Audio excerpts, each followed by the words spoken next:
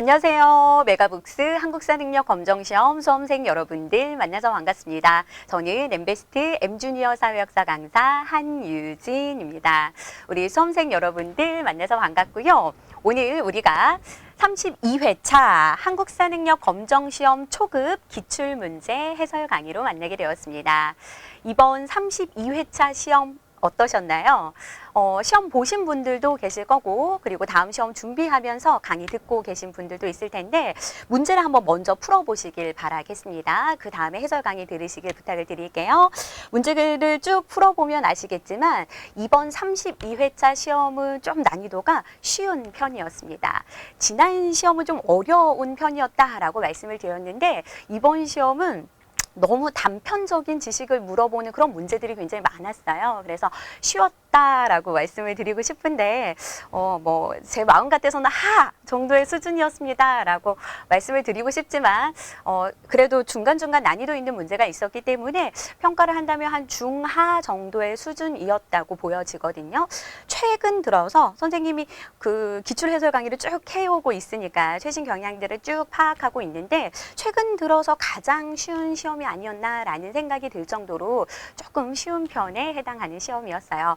그래서 다들 고득점으로 합격을 하셨거나 아니면 고득점 점수가 나왔을 것 같은데 지난번 시험은 합격률이 50%를 넘지 않는다라고 말씀을 드렸었어요. 생각이 나시죠? 지난번 초급 시험은 49.8%의 합격률을 보였습니다. 절반을 떨어졌다라는 얘기였죠. 근데 이번에는 합격률 역시 굉장히 높은 편이었어요. 73.5%의 합격률을 보였습니다. 많이들 합격을 하셨을 것 같은데 선생님 강의를 듣는 제자들도 게시판에 와서 시험이 끝난 후에 또 그 합격자가 발표된 다음에 와서 많은 글들을 남겨주었는데요. 선생님 저 이번 시험 하나 틀리고 합격했어요. 90점 이상으로 합격했어요. 2개 틀리고 합격했어요. 이런 친구들이 굉장히 많았던 것 같습니다.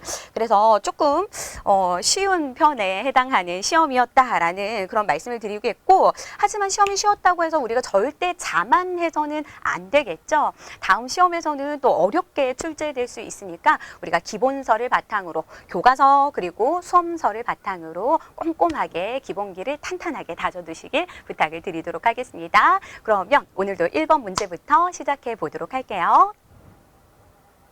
자, 이제 1번 문제부터 풀어보도록 하겠습니다. 가시대의 생활 모습으로 옳은 것을 고르라는 문제인데요. 그림 자료를 보니까 뗀석기, 주먹도끼가 나와 있습니다. 주먹도끼를 가지고 고기를 자르고 있는 모습인데요. 제시문을 한번 읽어보도록 하겠습니다. 이것은 연천전공리에서 출토된 가시대에 만들어진 주먹도끼의 쓰임새를 보여주는 그림입니다. 라고 나와 있어요. 연천전공리. 공주, 석장리, 그 다음에 제천, 전말, 동굴 등등등 이런 유적지가 나오면 이거 구석기 시대의 대표적인 유적지구나 라는 거 알고 계셔야 돼요. 그리고 주먹도끼는 구석기 시대의 대표적인 뗀석기잖아. 그래서 가는 지금 구석기 시대를 물어보고 있는 문제가 되겠습니다. 그럼 한번 볼게요. 반달돌칼로 곡식을 수확하였다. 반달돌칼 이렇게 생긴 돌로 만든 칼이라는 거, 돌칼이라는 거 알고 계실 거예요. 반달 모양의 돌칼이지. 이거는 청동기 시대의 추수도구다라고 얘기했어요. 곡식을 수확하는데 사용했던 도구이고 그 다음에 가락바퀴를 사용해서 실을 뽑았다. 가락바퀴를 사용해서 실을 뽑고 그것을 뼈바늘에 꿰어서 옷을 지어 입었던 건 신석기 시대의 특징이 되겠습니다. 가락바퀴, 뼈바늘은 신석기 시대의 유물이에요. 그 다음에 빗살무늬 토기의 식량을 저장하였다. 빗살무늬 토기는 신석기 시대의 대표적인 토기지. 그 다음에 주로 동굴이나 바위 그늘에서 살았다. 이게 바로 구석기 시대의 생활 모습이라고 볼 수 있겠네요. 구석기 시대에는 주로 동굴이나 아니면 바위 그늘 밑에서 살거나 아니면 정말 막 지은 막집에서 거주하거나 이런 거주 형태를 보이고 있다라는 거 정리해 두셔야 되고요. 그래서 정답은 4번이고 신석기 시대의 그 주거지도 좀 알고 계셔야 됩니다. 각각의 특징들 잘 물어보고 있으니까 신석기 시대에는 강가나 해안가의 움집에 주로 거주했다라는 것 특징까지 정리해 두시길 바랄게요. 2번 문제 가보도록 하겠습니다. 그림에 건국 이야기가 전해지는 나라에 대한 설명으로 옳은 것을 묻고 있는 문제예요. 보니까 첫 번째 장면에서는 해모수와 유호와 사이에서 아이가 태어났다라고 나왔어요. 근데 그 아이가 범상치가 않습니다. 아래서 태어난 아이죠. 바로 하늘의 신 해모수와 그리고 강을 다스렸던 신 하백의 딸 유화 사이에서 태어난 아들. 이 아이는 바로 주몽이죠. 그지? 어릴 때부터 활을 잘 쏘아서 주몽이라 불렸다라고 나와 있고요. 주몽이 남쪽으로 내려와서 나라를 세우게 된다. 그럼 이 나라는 뭐냐라는 걸 물어보고 있는 거예요. 바로 주몽이 세운 나라, 졸본에 건국한 나라, 고구려가 되겠죠. 그러면 고구려에 대한 특징 한번 찾아보도록 할게요. 화랑도를 조직하였다. 화랑도는 청소년 수련 단체였죠. 어느 나라의? 신라의 청소년 수련 단체다라는 거 잘 기억해 두시고요.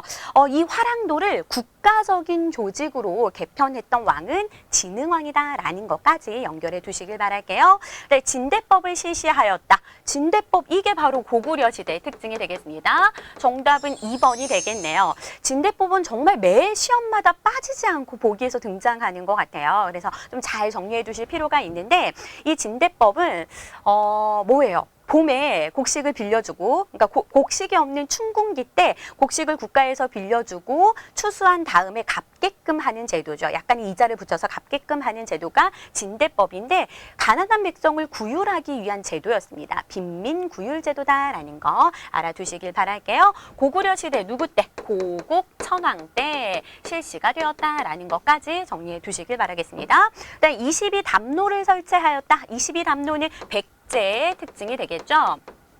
이것을 설치한 왕은 바로 백제 무령왕이 되겠습니다. 무령왕. 이 무령왕이 지방의 요지에 22담로를 설치하고 왕족을 파견해가지고 지방을 다스리고 통제하면서 왕권을 강화시켜 나갔다라는 것도 알아두시길 바랄게요. 그 다음에 낙랑군과 외에 철을 수출한 건 철하면 딱 떠올라야 되는 게 두 나라가 있습니다. 바로 부여, 고구려, 옥저, 동해, 사마인 시기의 변한. 초기 그 철기 국가에서 변한이고요. 그 다음에 변한 지역에서부터 성장한 가야. 역시 철이 많이 나서 주변에 낙랑군이나 외에 철을 수출하였다라는 거 정리해 두시길 바랄게요. 2번이 정답이 되겠습니다. 다음 문제 풀어보도록 하겠습니다. 가에 들어갈 문화유산으로 옳은 것을 고르라는 문제예요. 이 문제가 우리 친구들 조금 어려웠을 수도 있을 것 같은데 그래도 조금만 관심이 있는 친구라면 쉽게 풀 수 있었을 것 같습니다. 특히 서울, 경기에 거주하는 친구들은 당연히 맞췄을 거라고 생각이 되어지는데 백제의 문화유산을 찾아서라고 나와 있어요. 보니까 백제의 문화유산을 찾아서 쭉 이렇게 살펴보는데 오늘은 서울 일대를 살펴볼 거래요. 백제의 수도가 어디로 옮겨졌는지 알고 있어야겠죠. 백제의 수도는 위례성.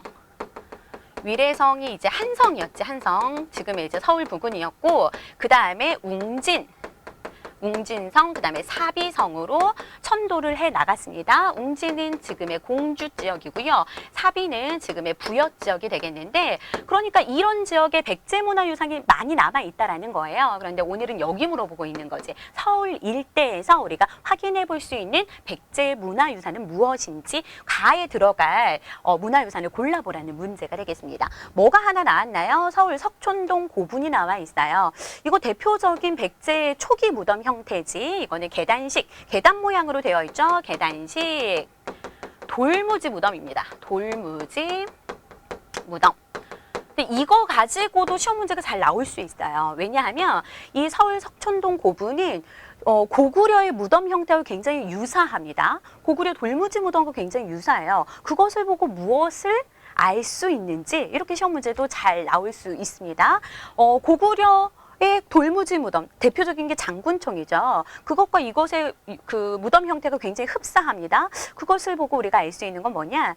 백제를 건국한 세력이 고구려 계통의 유의민이다라는 걸 알 수 있다라는 거지. 고구려에서부터 내려왔다라는 걸 알 수 있다라는 거죠. 즉 온조가 백제를 세운 온조가 고구려에서부터 내려온 사람이니까 알겠지? 그래서 무덤 형태를 통해서 그것까지 알 수 있다라는 걸 연결시킬 수 있어야 되고요. 그러면 또 아이고 답이 먼저 공개가 됐는데 서울 일대에서 볼 수 있는 문화유산, 백제의 문화유산 한번 보도록 할게요. 답이 공개가 되었으니까 4번부터 설명하고 가도록 하겠습니다. 이 풍납동 토성, 서울 송파구에 있지. 풍납동 토성이 역시 백제의 토성입니다. 백제의 성곽이라고 생각하시면 돼요. 흙으로 만든 성곽이다라고 생각하시면 되겠습니다. 그래서 몽촌토성, 풍납토성 이런 것들, 그리고 서울 석촌동 고분 이런 것들이 백제 초기 의 문화유산이다라는 거, 위례성, 한성 근처의 문화유산이다라는 거 알아두시길 바랄게요.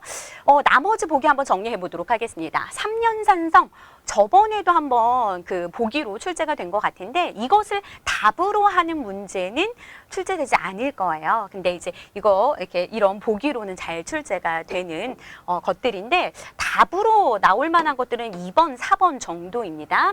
간단하게 설명하면 삼년산성은 신라의 산성이 되겠고, 이걸 쌓는데 3년이라는 시간이 걸렸다라 그래서 3년 산성이라고 이름 붙였다라는 그런 설이 있어요. 충북 보은에 있습니다. 그리고 정족산성은 이게 답으로 출제될 만하다라고 얘기했잖아요. 그래서 이것의 특징을 좀 알고 계셔야 됩니다. 정족산성 하면 이거는 강화도에 있다라는 거, 그리고 여기에서 병인양요 때 누구의 활약이 있었다라는 거, 병인양요 때 양원수 장군의 활약이 있었다라는 거 알아두셔야 돼요. 양원수.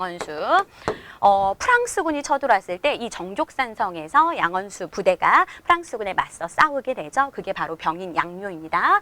그 다음에 해미읍성은 충남 서산에 있죠. 해미에 있는 읍성이 되겠습니다. 이 조선시대의 성곽이 되겠고요. 조선. 그 다음에 풍납동 토성은 설명했으니까 넘어가 보도록 할게요. 4번 문제입니다. 밑줄근 이 왕의 업적으로 옳은 것을 골라보라는 문제예요. 보니까 지도가 하나 나와 있는데 국내성에서 평양성으로 이렇게 도읍을 옮긴 모습입니다. 이것만 봐도 평양성으로 천도한 왕 장수왕이라는 거 딱 머릿속에 생각이 나셔야 되는데 한번 볼게요. 오늘 알아볼 인물에 대해서 말씀해 주세요. 오늘의 주인공은 고구려 20대 왕입니다. 20대 왕이 장수왕이라는 건 모르셔도 돼요. 그건 모르셔도 됩니다. 이건 중요한 힌트가 아니야. 고구려의 왕이라는 게 중요한 거고, 이 왕은 지도에서 보는 바와 같이 평양성으로 도읍을 옮겼어요. 이게 중요한 키워드가 되겠지. 평양성으로 도읍을 옮긴 왕, 장수왕이 되겠습니다. 5세기 장수왕. 그러면 장수왕의 특징 한번 알아보도록 할게요. 우산국을 복속하였다. 울릉도 독도 지역을 복속한 인물, 신라시대의 지증왕이 되겠지. 신라 지증왕. 지증왕이 이사부 장군을 파견해서 우산국을 복속한 게 바로 신라시대고, 그 다음에 대가야를 정복한 거, 이거 신라 누굽니까? 진흥왕 때지. 초기 가야 연맹을 주도했던 금광가야를 정복했던 건 누구예요? 버풍왕입니다. 그리고 대가야, 후기 가야 연맹을 이끌었던 대가야를 정복했던 건 신라 진흥왕의 업적이 되겠죠. 각각 구분해서 알아두셔야 돼요. 그 다음에 한강유역을 차지하였다. 장수왕. 삼국의 전성기 왕들은 좀 잘 정리를 해두셔야 돼요. 업적과 함께 정리를 해두셔야 되는데 4세기 백제 근초고왕, 쓰진 않겠어요. 그냥 말로만 설명해 줄게요. 전성기왕, 4세기 백제 근초고왕, 그 다음에 5세기 광개토대왕 때도 그랬고, 그 다음에 장수왕 때도 전성기를 이루게 되지. 그 다음에 6세기 신라 진흥왕 때. 이들의 공통점은 다 한강유역을 차지했다라는 공통점이 있죠. 전성기 시대 때. 물론 그 장수왕의 아버지 광개토대왕은 한강 이북 지역까지만 차지하게 되죠. 한강유역 이남까지 차지한 건 장수왕이에요. 알겠지? 한번 볼게요. 한강유역을 차지했다. 그래서 3번이 정답이라고요. 알겠어? 그래서 한강유역을 차지한 다음에 남한강 유역까지 다 이렇게 점령을 한 다음에 거기에 세운 비석이 또 시험 문제 잘 나올 수 있습니다. 비석을 하나 세웠는데 그 비석이 뭐다? 충주고구렵이죠.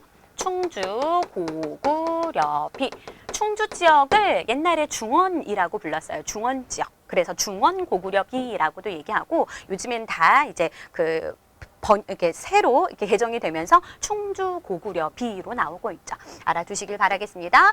그 다음에 신라에 침입한 왜를 격퇴한 거, 이거 바로 장수왕의 아버지 광개토 대왕의 업적이죠. 고구려 광개토 대왕의 업적이 되겠습니다. 신라 내무랑 때 왜가 쳐들어왔습니다. 그때 광개토 대왕한테 도움 요청을 하지, 제발 우리 좀 도와서 이 왜를 무찔러 주세요 라고 하자 5만의 군대를 보내어서 왜구를 격퇴해 준 왕이 바로 고구려 광개토 대왕이 되겠습니다. 정답은 4번이 되겠네요. 다음 문제 보도록 하겠습니다. 볼게요. 가에 들어갈 문화유산으로 옳은 거 골라보라는 문제인데 국보 제21호라고 나와 있습니다.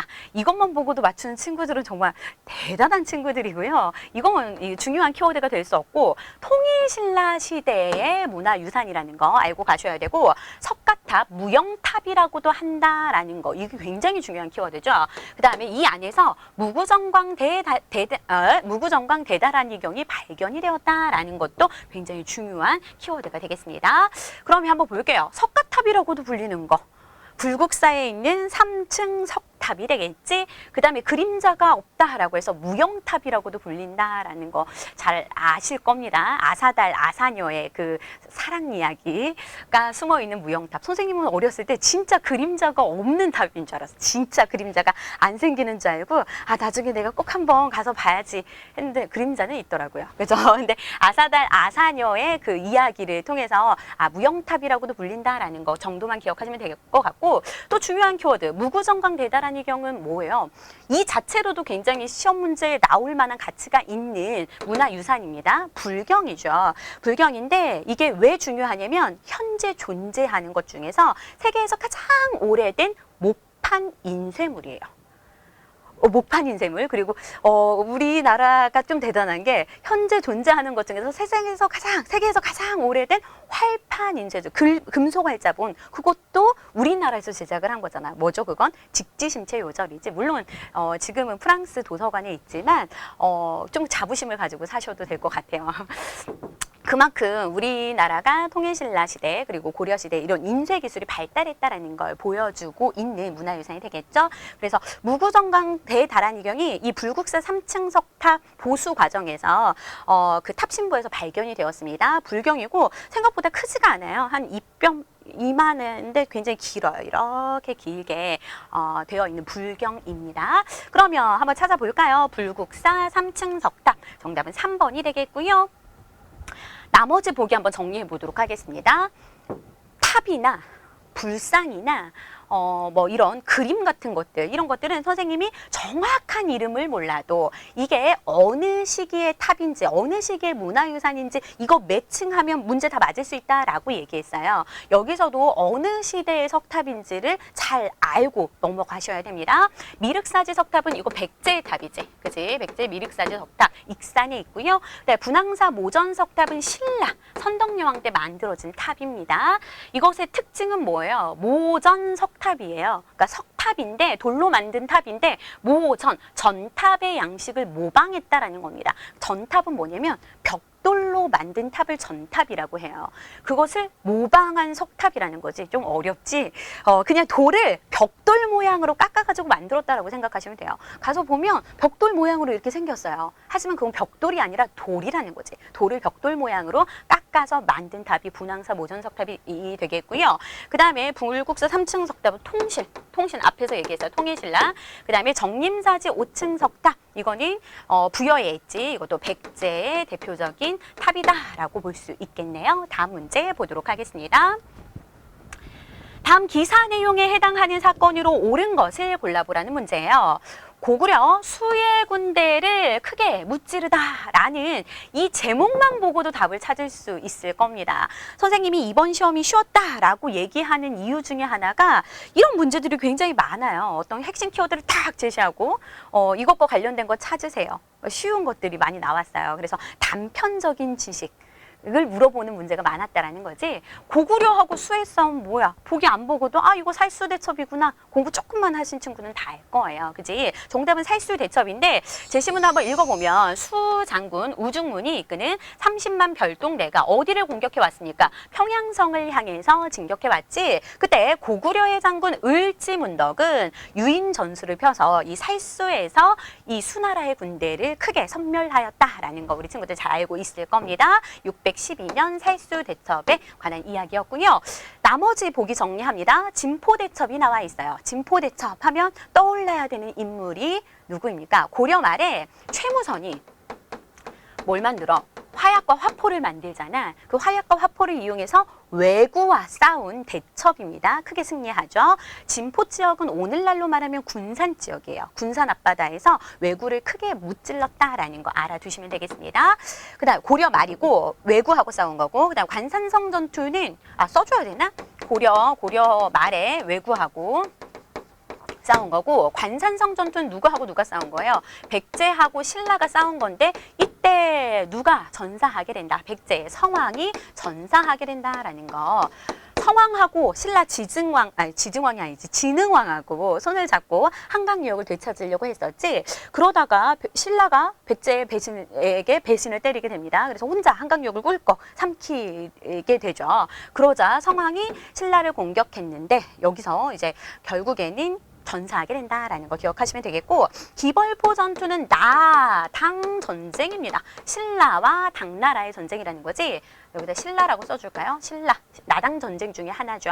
신라의 삼국 통일 과정 중에 보면 알 거예요. 나당 연합이 있었고, 그 다음에 백제를 멸망시키고, 그 다음에 고구려를 멸망시키고, 그다음에 나당 전쟁이 있은 다음에 여기에서 당나라를 무찌르고 신라가 삼국을 통일했다라는 거, 그 과정 꿰고 있으셔야 돼요. 그 나당 전쟁 중에 하나가 매소성 전투, 또 하나가 기벌포 전투였죠. 수군 전투였습니다. 그래서 정답은 1번이 되겠고, 나머지 전투도 좀 잘 기억해 두실 필요가 있다라는 말씀을 드릴게요. 네, 7번 문제 가보도록 하겠습니다. 다음 퀴즈의 정답으로 옳은 거 골라보래요. 이 사람은 백제의 장군입니다. 백제의 장군, 중요한 키워드가 나왔습니다. 신라군이 쳐들어오자 결사대 5,000명을 이끌고 황산벌에서 목숨을 다해서 싸웠습니다. 황산벌에서 싸운 백제의 장군. 딱 문제만 봐도 계백 떠오르죠. 그치? 정답은 1번 계백이 되겠습니다.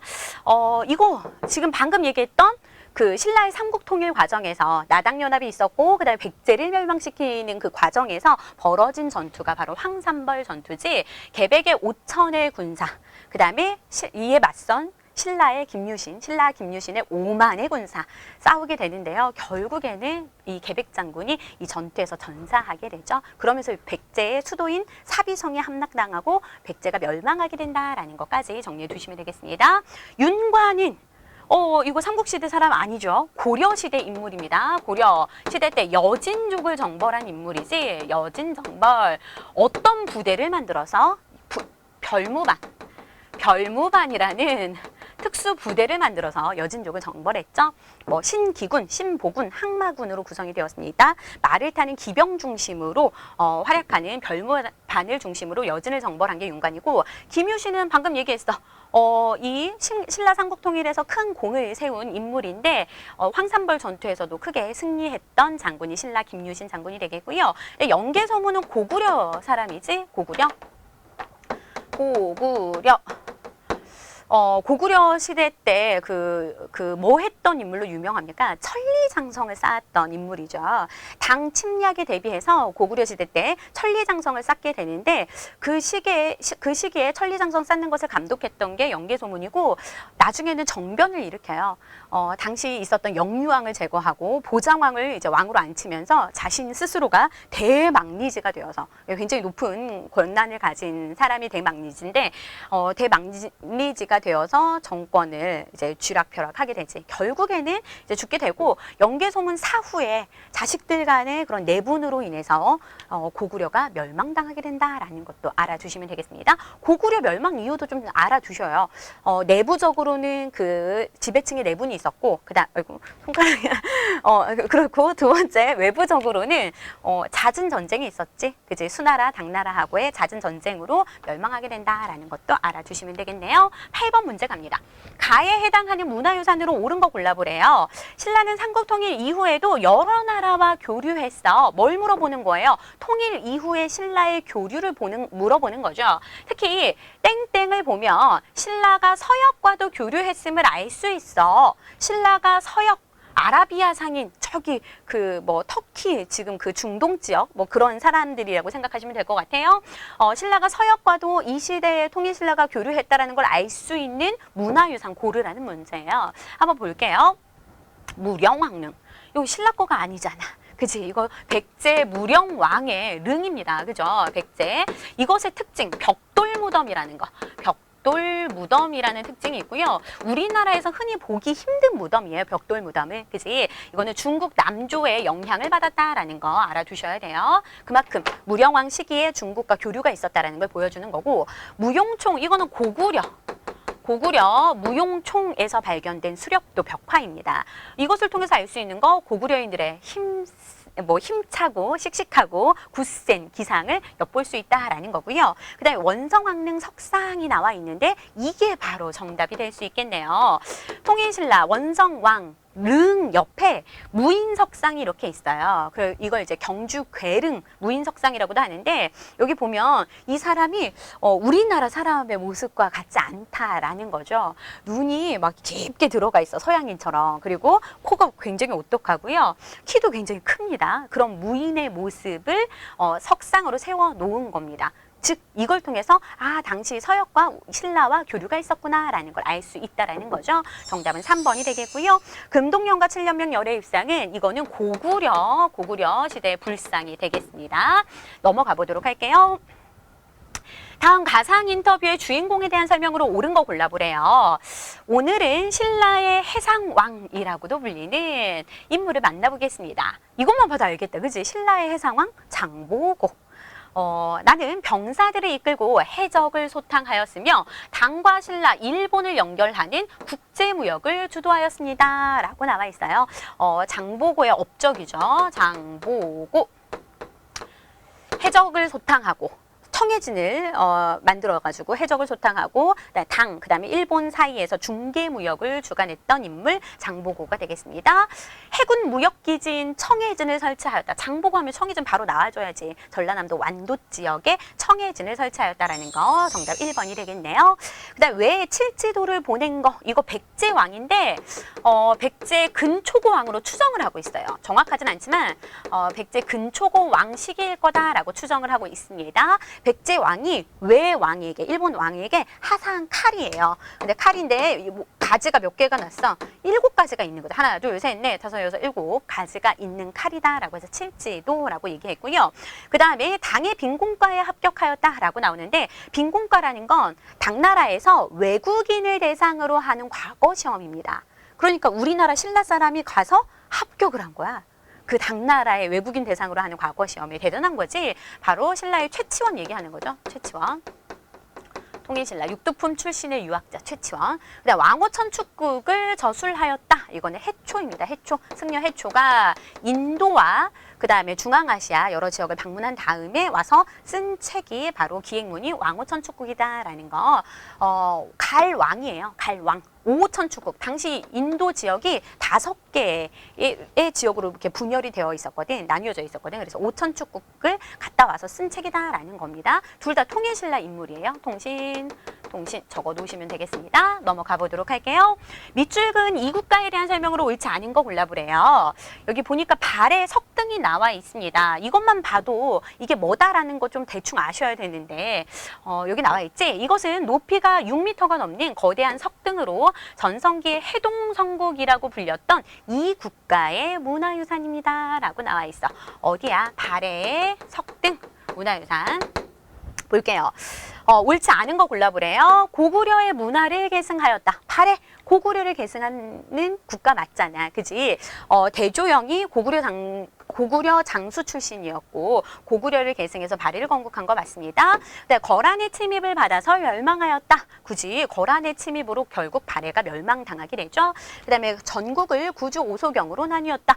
구주 오소경은 통일신라. 통일신라의 통신의 지방을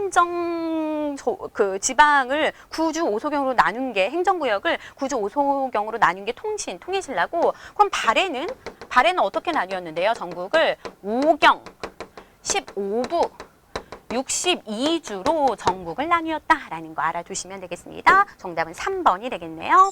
대조영이 동모산 기슭에서 건국하였다라는 거 맞지? 고구려 유민과 그 다음에 말갈족들을 데리고 이제 건국하였다라는 것까지 정리해 두시면 되겠습니다. 다음 11번 문제 풀어보도록 할게요. 자, 이제 11번 문제 풀어보도록 하겠습니다. 가에서 다의 책을 쓰인 순서대로 옳게 나열한 것을 묻고 있는데요. 여기 보니까 삼국사기, 열하일기, 동의보감 세 책이 나왔습니다. 삼국사기가 가장 먼저라는 건 알 것 같은데 열하일기하고 동의보감에서 살짝 헷갈렸을 것 같아요. 삼국사기는 고려시대 김부식이 쓴 책이죠. 역사책. 김부식이 쓴 책으로 현존하는 역사책 중에 가장 오래된 역사서가 되겠습니다. 삼국사기가 되겠고 열하일기는 18세기 누가 쓴 거예요? 박지원이 청나라 열하 지역을 다녀와서 쓴 책이 되겠습니다. 기행문이라고 생각하시면 돼요. 18세기 정조시대의 인물이죠. 그래서 그 정조시기에 쓰여졌던 박지원의 열하일기가 있고요. 동의보감은 바로 광해군 때 허준이 쓴 의서가 되겠습니다. 허준.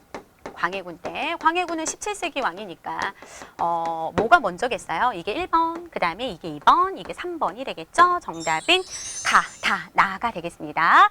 간혹 삼국유사와 좀 헷갈려하는 친구들이 있습니다. 삼국사기가 먼저고 삼국유사는 고려 후기의 일연에 의해서 쓰여진 책이다라는 거 기억하시고 기억하기도 좋아요. 삼국사기, 김부식, 일연, 삼국유사, 일연 해가지고 시옷, 이응 이렇게 기억하시면 되겠습니다. 시옷이 이응보다 앞에 오니까 사기가 먼저고 그 다음에 유사는 나중이다라는 것까지 정리해 두시면 더 좋을 것 같아요. 하나의 암기 팁을 드린 겁니다. 네, 다음 문제 보도록 할게요. 가에 들어갈 군사 조직으로 옳은 거 골라보래요.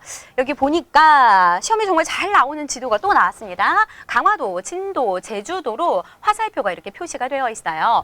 선생님, 지도의 화살표는 무엇을 나타내는 거예요? 물어보니까 이것은 몽골군과 끝까지 맞서 싸운 이것의 근거지 이동을 표시한 것입니다. 라고 나와 있어요. 몽골군에 끝까지 맞서서 싸운 이 부대는 바로 삼별초가 되겠죠. 그지? 몽골의 침입이 있었습니다. 고려 정부에 우리가 개경에서 강화도로 몽골 1차 침입 이후에 천도를 하게 되잖아. 강화도로 수도로 옮기게 되잖아.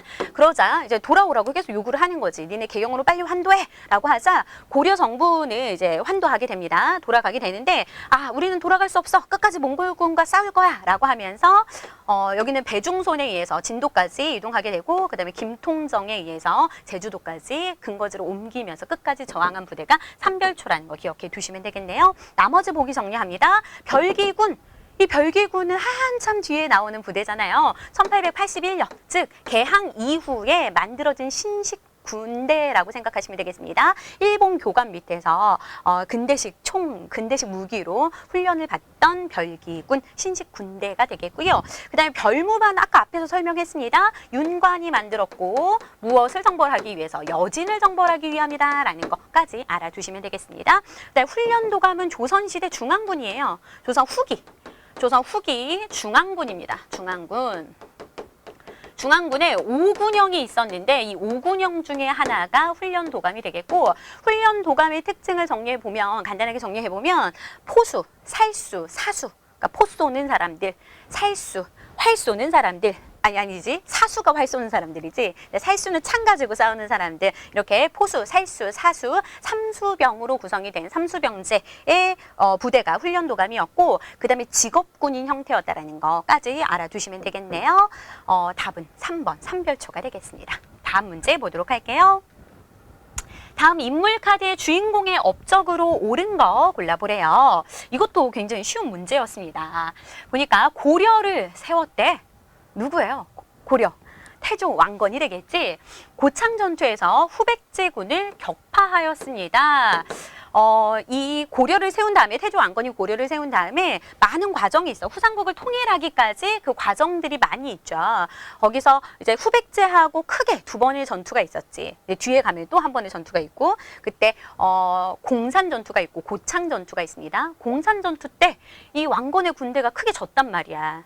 근데 고창 전투에서 여기서 크게 후백제군을 격파하고 이제 거의 이제 승기를 잡게 되는 거죠. 알아두시면 되겠습니다. 고창 전투는 지금의 안동 지역이에요. 안동 지역에서의 후백제군 격파가 있었다라는 거. 태조 왕건이 되겠네요. 고려 태조 왕건.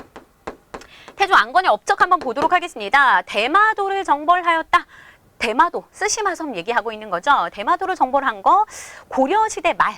고려시대에 그 창왕 시기에 고려 말 창왕이라는 그 왕이 있는데 그 시기에 박위가 쓰시마섬을 정벌했고 또 조선으로 오면 조선 세종 때 세종이 이종무를 파견해서 쓰시마섬 대마도를 정벌했다라는 거 알아주시면 되겠고요. 북진 정책을 추진하였다. 북으로 진출하자라는 거야. 이거 바로 태조 왕건의 업적 맞네요. 정답 2번이 되겠습니다. 이 고려라는 나라는 어디를 또 계승하고 있는 거야? 그 위에 고구려를 계승하고 있는 거지. 그지? 앞에 있었던. 그래서 고구려의 영토를 회복하는 것이 목표였어요. 그래서 위쪽으로 진출하자라는 북진 정책을 추진하였고 그로 인해서 서경을 굉장히 중시했지. 우리 앞에서 개경 봤었는데 개경보다 서경이 훨씬 위쪽에 있죠. 그래서 북진 정책을 하기 위해서 서경을 북진 정책의 전진 기지로 삼아가지고 서경을 삼아서 그 북진 정책을 추구하였습니다. 실질적으로 영토 확장이 이루어져요. 원래 통일신라 시대 때 국경선이 어디였습니까? 대동강에서 원산만까지였거든요. 이 북진 정책의 결과 청천강에서 영흥만까지 올라가게 됩니다. 영토 확장이 이루어지게 돼요. 그 다음에 삼강행실도를 편찬한 거 이거 조선시대 세종 얘기하는 거죠. 윤리서라고 생각하시면 돼요. 알겠지? 그래서 모범이 될 만한 중국과 우리나라에서 모범이 될 만한 충신, 효자, 연려 그런 이야기들을 글과 그림으로 수록한 책이 삼강행실도이고요. 네, 노비항건법 고려시대 광종이죠. 시대 구분은 하실 수 있어야 돼요. 알겠지? 조선, 그다음에 고려, 광종하면 시험 문제 뭐 잘 나오죠? 노비항건법과 과거제 기억하셔야 됩니다. 노비항건법과 과거제 실시로 왕권을 강화한 왕이 고려시대 광종이 되겠고 노비항건법은 뭐예요? 불법적으로 호족들의 노비가 된 사람들을 조사해가지고 다시 양인으로 환원시켜주는 그런 법이 노비항건법이 되겠습니다. 다음 문제 보도록 할게요. 가에 들어갈 문화유산으로 옳은 거 골라보래요. 보고 싶은 딸에게 아빠는 합천 해인사에 왔어. 여기에는 고려시대 부처의 힘으로 외적을 물리치고자 만들었던 이것이 수백 년 동안 잘 보관이 되어 있단다.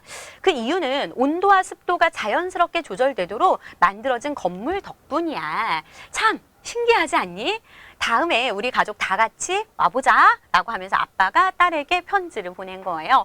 합천 해인사에 있는 문화유산 잘 알고 계셔야 되는데요. 무엇입니까? 바로 팔만대장경, 고려대장경판이라고 하는 팔만대장경판이 되겠죠. 정답은 4번이 되겠습니다.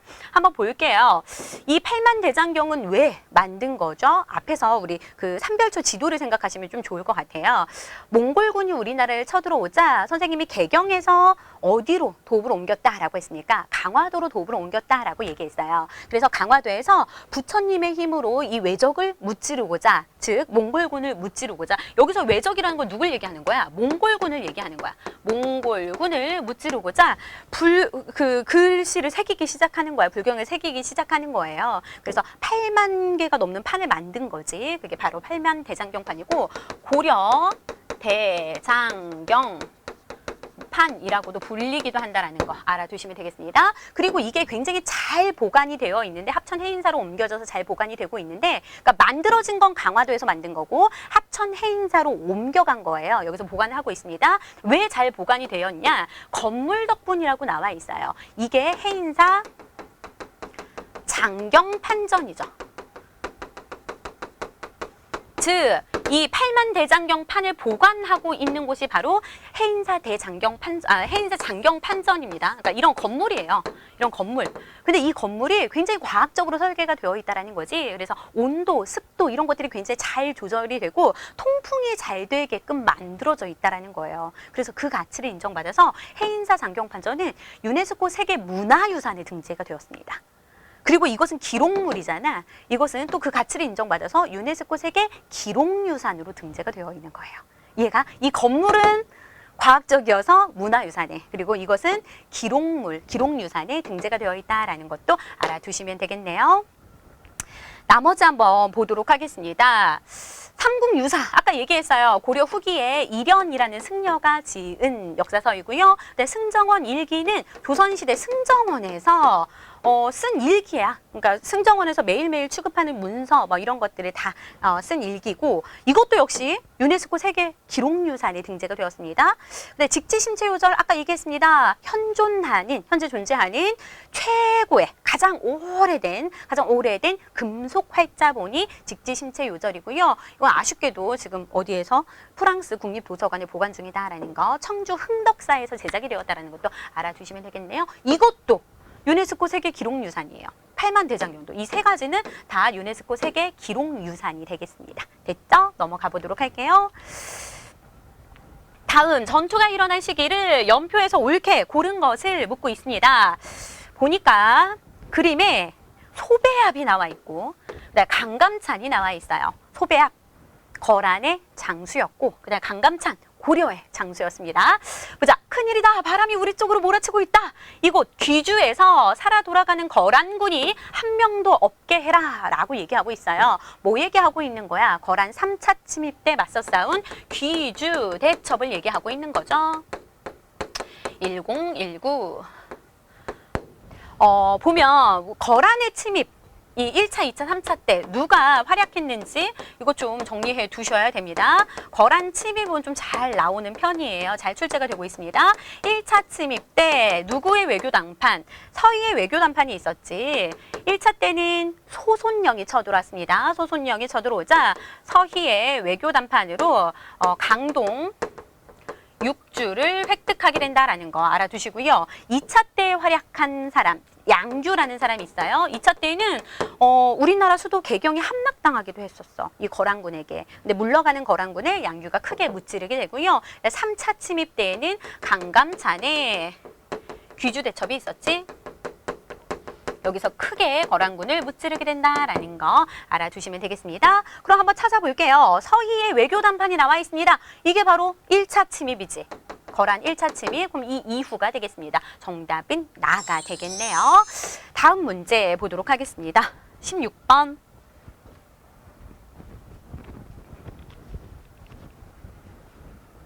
가에 들어갈 내용으로 옳은 거 골라보래요. 공민왕의 업적이 나와 있습니다. 고려 이제 그 후기에 원간섭기의 왕이지. 공민왕의 업적 정말 시험 문제 잘 나오는데 몽골식 풍습을 금지하였습니다. 몽골풍을 금지시켰지. 우리나라에서 유행하고 있는 뭐 호복이나 그 복장, 그 옷들, 그 다음에 변발 같은 거, 몽골식 그 머리 모양 있잖아요. 이렇게 막 밀어가지고 여기만 따는 머리, 이런 것들 다 금지시켰고요. 친원파를 제거했습니다. 대표적으로 기황후의 오빠였던 기철, 이런 사람들 다 제거했단 말이야. 그러면서 반원 자주개혁을 펼쳤던 왕이 바로 공민왕이 되겠습니다. 반원, 원나라에 반대하는 자주개혁을 펼쳤다라는 거야. 자주적인 개혁을 펼친 왕이죠. 그러면서 왕권을 강화시켜 나갔는데 그거 말고도 한 일 뭐가 있는지를 물어보고 있습니다. 고려사를 편찬한 거, 고려시대 역사를 얘기하는 거죠. 고려사를 편찬한 건 세종 때였어요. 조선시대 세종 때. 세종 때부터 편찬하기 시작해서 그 아들 문종 때 완성이 되는 책이 바로 고려사가 되겠고요. 이때 썼던 그 여기 편찬 작업에 참여했던 사람들이 김종서나 정인지 뭐 이런 사람들이 있지. 그 다음에 천리장성을 쌓았다라는 거 헷갈리면 안 돼요. 고구려 시대의 천리장성하고 그 다음에 고려 시대의 천리장성하고 구분해 주셔야 됩니다. 천리장성이 지금 2번 나왔어요. 근데 그 앞에 천리장성이 아니라 이건 고려시대의 천리장성을 얘기하고 있는 거겠지. 공민왕이 나왔으니까. 고구려 시대 때, 고구려 시대의 천리장성은 당 침략에 대비하기 위해서 쌓은 거였고, 아까 연개서문 할 때 얘기해 줬잖아요. 그 다음에 이 천리장성은 고려의 천리장성이에요. 거란 3차 침입 이후에 강감찬의 그런 건의로 천리장성을 또 쌓게 됩니다. 그 다음에 뭐 왕을 하자면 왕은 좀 잘 안 나와. 덕종 때인데 강감찬의 건의로 거란 3차 침입 이후라는 게 중요해요. 거란 3차 침입 이후에 쌓은 성이 천리장성이다라는 거. 압록강에서부터 도련포까지 쌓았지. 그다음에 지방에 12목을 설치하였다. 12목, 지방의 요지에 12목을 설치하고 관리를 박연한 거 성종이 되겠습니다. 고려 성종. 최승로의 건의에 따라 12목을 설치했지. 그다음에 천령 이북의 영토를 수복하였다. 쌍성 총관부를 공격해가지고 천령 이북의 영토를 회복한 왕 바로 공민왕이 되겠네요. 정답 4번이 되겠습니다. 다음 문제 보도록 할게요. 그 쌍성 총관부 공격해서 천령 이북 지역 회복한 그 영토 수복한 지도도 알고 계셔야 돼요. 그 지도 주면서 그 지도를 주고도 공민왕인 거 많이 물어봅니다. 공민왕의 업적을 많이 물어보니까 이 지역일 거예요. 이 지역. 알겠지? 이 지역 되찾은 거, 수복한 왕 공민왕이라는 거. 네, 가에 들어갈 용어로 옳은 거 골라보래요. 보자. 고려 성종 12년에 풍년에는 곡물을 사들이고 그다음에 흉년에는 곡물을 풀어서 물가를 조절했던 기구래요. 고려 성종 때 만들어진 물가 조절 기구 무엇인지 물어보고 있습니다. 공부 좀 한 친구는 바로 답을 찾을 수 있을 거예요. 바로 상평창이지. 항상 이렇게 평평하게 한다라는 거야. 평등하게 한다라는 거야. 평평하게. 그래서 물가를 평평하게 조정한다라는 의미를 담고 있는 거죠. 풍년 때는 곡식이 많잖아. 그러니까 곡식을 국가에서 사들이는 거죠. 그렇게 해서 물가를 조정하고 흉년 때는 곡식이 없어서 곡식값이 비싸니까 그때 이제 국가에서 곡식을 푸는 거예요. 그렇게 물가를 조정하는 기구 상평창이 되겠고요. 조선시대까지 쭉 이어지게 됩니다. 그 다음에 광해원 한번 볼게요. 광해원이 이것도 개항 이후 근대 시기에 근대적인 의료 시설이라고 볼 수 있는 거죠. 근대식 병원이라고 생각하시면 돼요. 광해원이 나중에 뭘로 이름이 바뀐다라는 거, 제중원으로 이름이 바뀐다라는 것도 알아두시면 되겠습니다.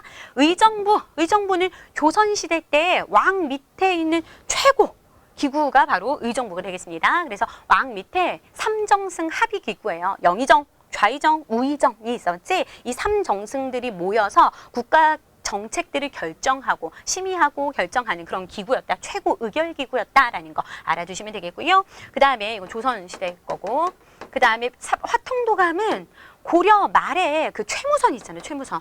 아까 최무선이 화약과 화포를 만들어가지고 진포대첩에서 왜구를 무찔렀다라고 얘기했잖아. 그러면서 그때 국가에 건의해가지고 만든 화통도감이라는 그런 그 기관이 있었다라는 거. 화약과 화포를 제조하기 위한 기관이죠. 까지 정리해 두시면 되겠네요. 18번 문제 가보도록 하겠습니다.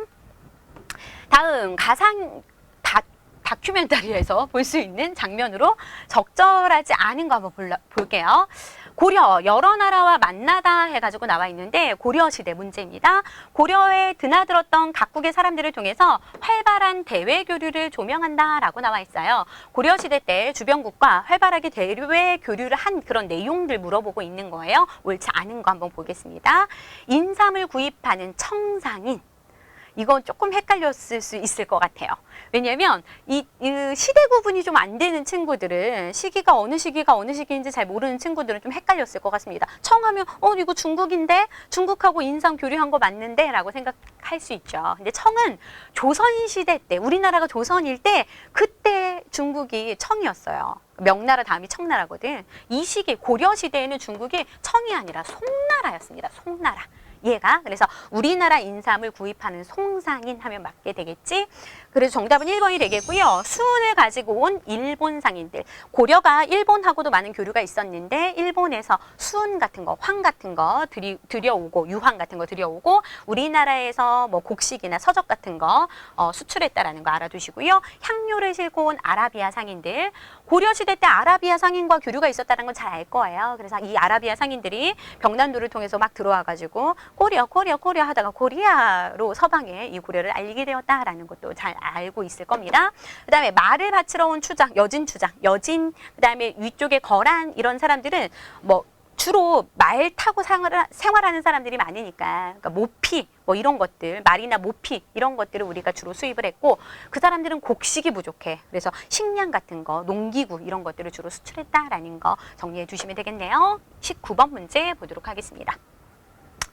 가에 들어갈 문화유산으로 옳은 거 골라보래요. 전복 등의 껍데기를 가늘게 잘라내어서 장식을 하였어. 전복이나 소라 껍데기 그 안쪽을 보면 반짝반짝반짝 굉장히 예쁩니다. 그것을 잘게 이렇게 가늘게 잘라내서 장식을 했대요. 이걸 자개라고 하지. 자개. 그다음에 오칠을 해가지고 오래 보존될 수 있었다고 해 라고 하죠. 뭐 얘기하고 있는 거예요? 나전칠기 얘기하고 있는 겁니다. 오칠을 해가지고 거기에 이제 자개를 붙여가지고 장식을 하는 거지. 굉장히 예쁘게 이제 활용되었던 그런 건데, 나전 경함이 있죠. 나전 칠기 중에 하나고 불경을 넣어놓는 함이다라고 해서 나전 경함이라고 불리는 거고, 떡살은 떡을 찍어내는 기구지. 떡을 찍어내는 아니지. 떡의 무늬를 찍어내는 기구입니다. 떡의 무늬를. 그 다음에 청자, 상감, 운학문이 매병이 있는데 이거는 상감 청자의 모습이에요. 고려시대 대표적인 상감 청자. 그다음에 청화백자가 나와 있습니다. 이거는 조선시대의 백자라는 거. 근데 백자는 그냥 하얀색이 백자잖아요. 이 하얀색 백자에 푸른색으로 이렇게 그림을 그려놓은 게 청화백자입니다. 이겠지? 조선시대, 이거 고려시대 문화유산이 되겠네요. 다음 20번 문제입니다. 다음 자료에서 설명하는 전통 놀이로 옳은 거 골라보래요. 여기 보니까 말을 타고 끝이 둥근 막대기로 공을 쳐서 상대방의 구문에 넣는 놀이라고 나와 있습니다. 이거예요. 긴 막대가 있고 끝이 이렇게 둥근 막대기가 있는데 이걸로 말을 타면서 공을 상대방 문에 이렇게 넣는 팀이 이기는 거죠. 서양의 폴로하고도 굉장히 유사한 우리나라 전통 놀이인데 바로 격구가 되겠습니다.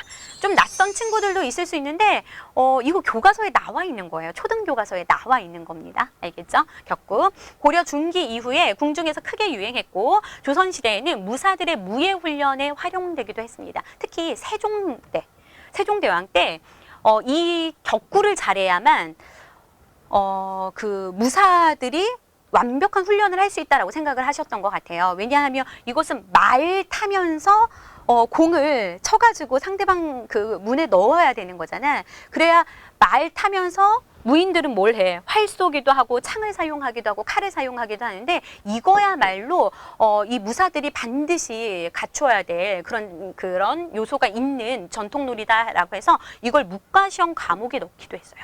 알겠지? 그런 정도로 강조했다라는 것도 알아두시면 되겠네요. 투호는 그 항아리에다가 막대 이렇게 멀리서 이렇게 넣는 거. 그게 바로 투호고요. 차전놀이는 동체 싸움이라고도 하죠. 그 후백제 견훤하고 그다음에 안동 누구야? 지금 헷갈려.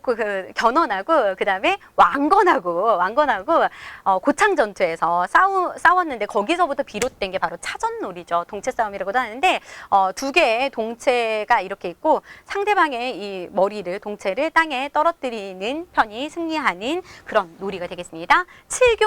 칠교놀이는 정사각형 있죠. 정사각형 7개를 가지고 동물도 만들고 식물도 만들고 뭐 여러 인물도 만들고 하는 그 놀이가 바로 칠교놀이가 되겠네요. 정답은 1번 격구가 되겠습니다. 이제 다음 문제 풀어보도록 할게요. 자, 이제 21번 문제 풀어보도록 하겠습니다. 가에 들어갈 인물로 옳은 것을 고르라는 문제인데요. 이력서가 하나 나와 있습니다. 이름은 땡땡땡인데 호는 삼봉이래요. 이것만 봐도 답을 바로 찾을 수 있겠죠? 삼봉, 바로 정도전 선생을 얘기하고 있는 거죠. 1342년에 태어났습니다. 1342년이면 고려 후기지, 그지? 고려 후기에 태어났고, 과거에 급제를 했고, 조선 건국을 주도한 인물이에요. 즉, 급진파 신진 사대부였다라는 거지. 그다음에 새 궁궐의 이름 경복궁을 지은 인물이 바로 정도전이 되겠습니다. 한양을 설계했던 있었던 인물이에요. 그래서 경복궁과 그다음에 4대 문의 이름 이런 것들도 다 유교적인 명칭으로 정도전이 직접 지은 거지. 그래서 정답은 3번이 되겠고요. 이색, 조준, 정몽주가 나와 있는데 모두 다 고려 말기에 그 신진사대부들입니다. 신진사대부인데 성격이 좀 달랐어요. 신진사대부가 크게 두 파로 나뉘어지게 되는데 고려라는 나라가 굉장히 부패하고 굉장히 위기의 상황 속에 있었잖아. 그래서 고려라는 나라를 아예 없애고 새 나라를 새 왕조를 개창하자라는 세력이 조준과 정도전 같은 급진파 신진사대부였습니다. 급진파 신진사대부, 이들이 신흥무인 세력, 즉 이성계를 비롯한 신흥무인 세력과 손을 잡고 건국한 나라가 조선이 되겠고요. 이색하고 정몽주는 신진사대부이긴 하지만 온건파 신진사대부였어요. 그래서 고려라는 나라가 지금 굉장히 위기이고 개혁이 필요한데 그런 나라는 그냥 그대로 두고 이 안에서 체제만 개혁하자라고 했던 인물들이 이색과 정몽주가 되겠습니다. 알겠죠? 다음 문제 보도록 하겠습니다. 다음 왕의 업적으로 옳은 거 골라보래요. 새로 만든 글자를 훈민정음이라 하고 널리 보급하도록 하시오. 훈민정음 하면 누구야? 바로 세종대왕이지. 그럼 세종의 업적 한번 보도록 하겠습니다. 훈요 10조를 남겼다. 후대 왕들에게 남긴 10가지 유훈이에요. 바로 태조왕건이, 고려 태조왕건이 남긴 게 바로 훈요 10조가 되겠고, 그다음에 츠구기를 제작하였다. 츠구기, 강우량을 측정하는 기구입니다. 츠구기, 이게 바로 세종의 업적이 되겠네요. 정답은 2번이 되겠고, 이 시기 때 뭐 츠구기뿐만 아니라 뭐 물식의 자경루, 그 다음에 해식의 앙부일구, 혼천의, 간의 이런 것들 다 만든 시기가 세종시기다라는 거. 이때 과학기술이 크게 발전하게 되죠. 네, 균역법을 실시한 거 조선시대 영조가 되겠고요. 균역법이라는 것은 군포를 원래 2필씩 냈는데 내던 것을 한 필로 줄여준 제도가 균역법이 되겠습니다. 군포 2필을 한 필로 줄여준 제도예요. 백두산 정계비를 세웠다라고 했는데 백두산 정계비는 백두산 부근에 숙종 때 우리나라하고 즉 조선하고 청나라의 국경선을 정하는 비문을 세운 거예요. 그게 바로 백두산 정계비입니다. 서위 토문 뭐 여기까지는 잘 모를 수도 있을 것 같은데 어차피 우리 중급도 해야 되니까 나중에 거기까지 가야 되니까 서위 토문 그다음에 동위 서위 아유 잘못했네. 서위 압록이죠. 서위 압록 그다음에 동위 토문 이라는 글귀가 있습니다. 서쪽으로는 어디까지고 압록강, 여기가 백두산이면 서쪽으로는 압록강까지가 조선의 영토이고 동쪽으로는 토문강까지라는 거예요. 토문강이 바로 이 위쪽 송하강 지류에 있는 강이 토문강이 있었습니다. 즉 여기까지가 우리 영토다. 즉 여기 지역, 간도 지역이 우리의 영토이다라는 걸 얘기하고 있는 거예요. 그런데 중국에선 해석을 뭐라 그래? 야, 우리나라에서는 이 두만강을 토문강이라고 불러 라고 하면서 조선 니네 영토는 여기 압록강에서 두만강까지야. 그래서 간도 지역을 자기네 영토라고 규정을 하게 되지. 그래서 간도 그 분쟁이 일어나게 된다라는 것도 알아두시면 되겠습니다. 그 다음 23번 갈게요. 다음 가상영화에 나올 수 있는 장면으로 적절하지 않은 거 골라보래요. 임진왜란 7년간의 전쟁이라고 나와 있습니다. 임진왜란 1592년부터 7년 동안 진행이 된 전쟁이지 일본 왜가 쳐들어와서 우리나라하고의 전쟁이 있었고 수군과 의병, 관군의 활약으로 일본군을 크게 이제 무찌르게 됩니다. 그러면 임진왜란 때 나올 수 있는 장면이 아닌 거 골라보래요. 이건 그냥 읽어보시면 되겠고 남한산성으로 피난 가는 인조. 남한산성으로 피난을 가는 인조는 언제 때야? 바로 임진왜란이 아니라 병자호란 때의 일이죠. 그지? 이 시기의 왕은 인조가 아니라 누구입니까? 선조예요, 선조. 선조가 임진왜란이 일어나자 어디로 피난을 가게 되지? 저기 의주 지역으로 피난을 가게 되지. 의주로 피난을 간다라는 거 알아두시면 되겠습니다. 헷갈리면 안 돼요. 정답은 1번이 되겠습니다. 의령에서 의병을 이끄는 곽재우. 홍희 장군 곽재우로도 유명합니다. 붉은 옷을 입고 싸웠다라고 해서 홍희 장군이라는 별명이 있는데 곽재우 대표적인 의병장이죠. 의병이라는 건 나라의 정식 군인은 아닌데 의로운 병사야. 나라가 위기에 처했을 때 나라를 구하기 위해서 맞서 싸우는 의로운 병사가 바로 의병이 되겠습니다. 행주산성에서 권율 지휘회 때 행주대첩 얘기하는 거고, 네, 진주성에서 김시민의 활약이 있었습니다. 김시민의 진주대첩 얘기하는 거예요. 권율과 김시민, 그 다음에 뭐 이순신도 나오죠. 여기 다 이제 조선의 관군이었죠. 수군이었고 여기 육지에서 싸운 군인들이었습니다. 다음 문제 볼게요. 가에 들어갈 내용으로 옳은 거 골라보래요. 세모박물관 체험활동이라고 나왔는데 조선시대 16세 이상의 남자들이 신분을 증명하기 위해서 지녔던 이 패를 잘 살펴보고 직접 만들어 보아요 라고 나왔습니다. 이 신분 증명패 뭐가 되겠어? 호패가 되겠지. 정답 4번이 되겠고요. 이것은 16세 이상의 남자들만 사용하는 거였습니다. 그래서 거기에 뭐 이름이나 사는 지역 이런 것들이 그리고 자신의 신분이 무엇인지 이런 것들이 다 적혀 있는 거죠. 호패를 누구 때, 호패법이 누구 때 실시가 되었습니까? 조선 태종 때 실시가 되었어요. 왜 이런 호패법을 실시하였을까?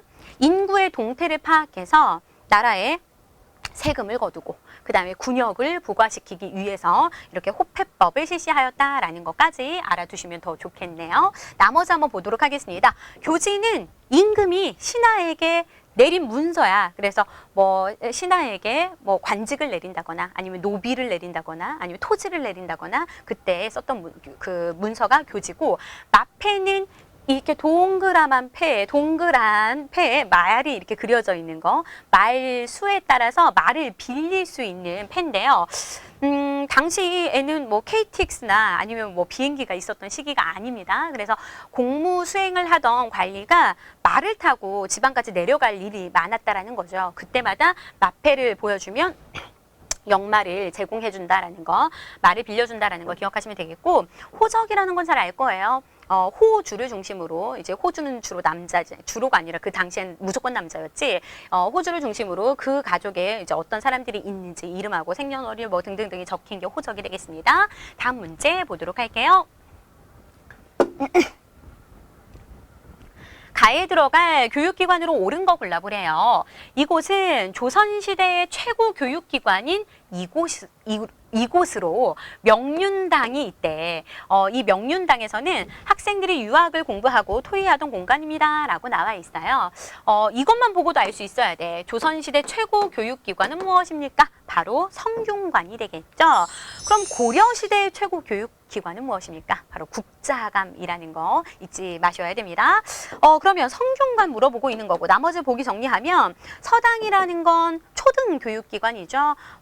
사설기관이에요. 그러니까 국가에서 만든 기관이 아니라 그런 사립 그 초등교육을 담당했던 그런 기관이 서당이었고, 서원이라는 것은 교육의 기능도 있었고 선현에 대해서 제사 지내는 기능도 있었습니다. 그러니까 유교적인 선현에 대해서 제사를 지내는 기관이기도 했고, 그 다음에 학문을 모여서 연구하는 기관이기도 했다라는 거.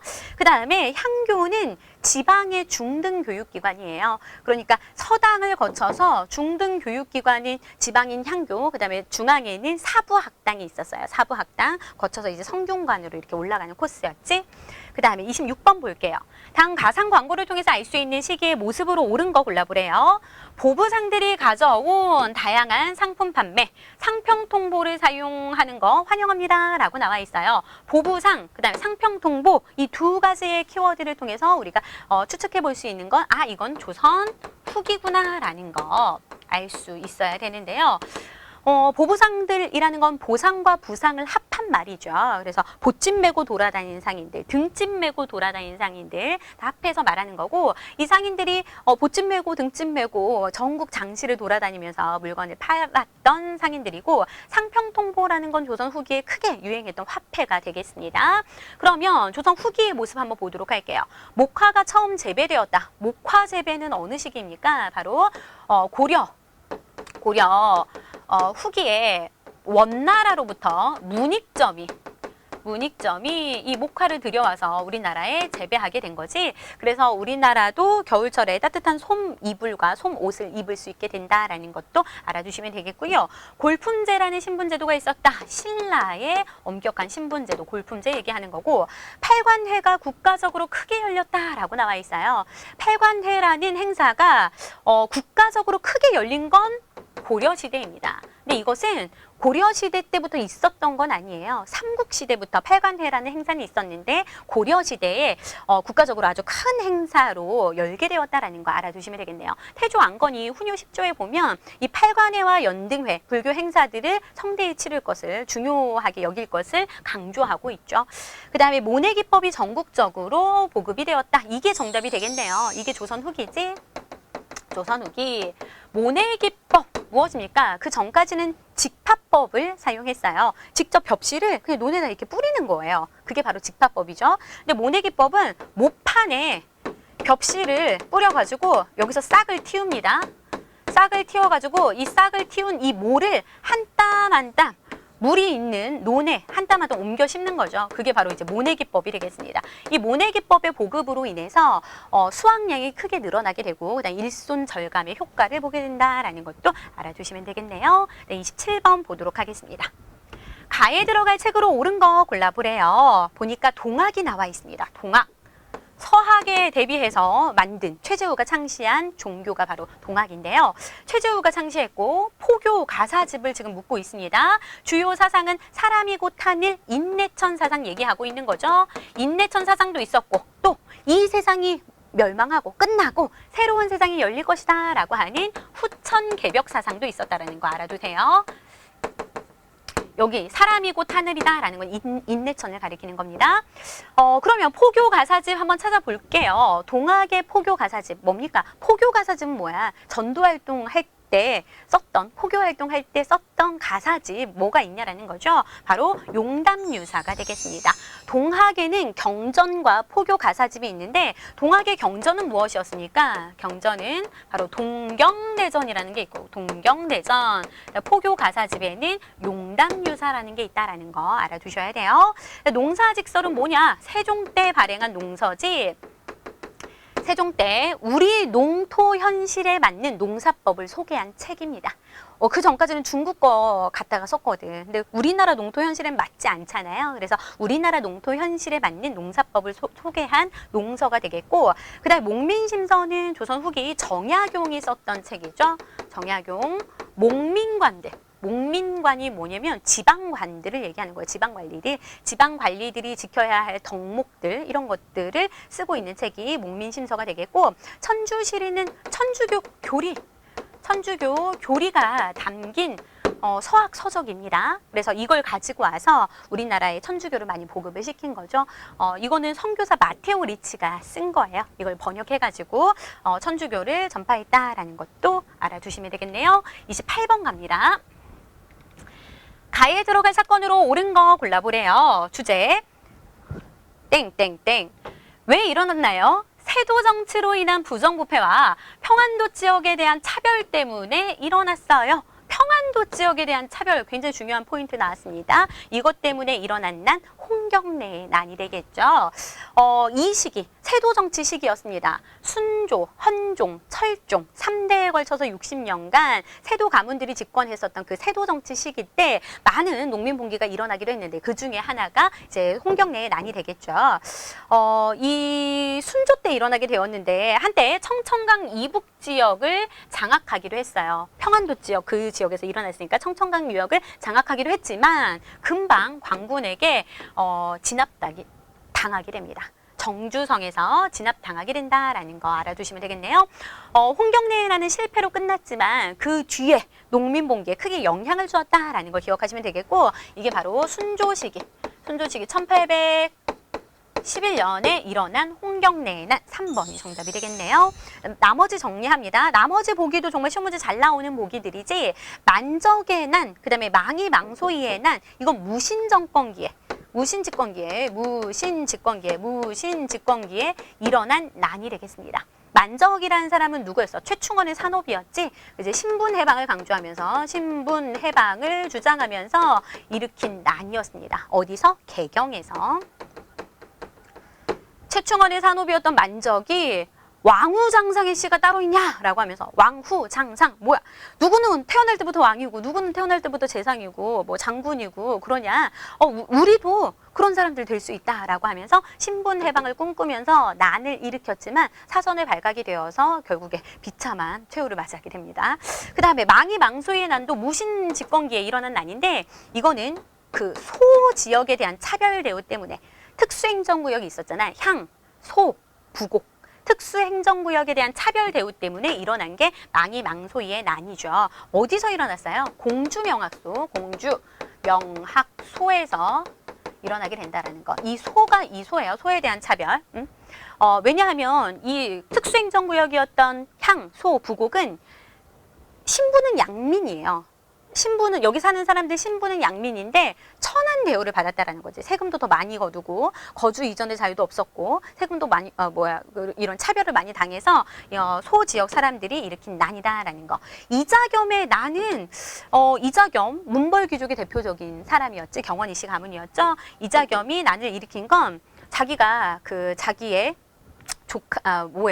사위이자 자신의 외손주인 인종을 죽이고 자기가 왕이 되려고 했었지. 그지? 그래서 인종에게 사전에 이제 그게 발각이 되어서 인종이 반대로 이자겸을 제거하게 되죠. 그지? 그게 바로 이자겸의 난이었습니다.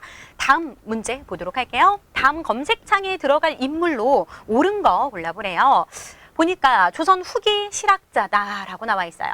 혼천이를 만들었습니다.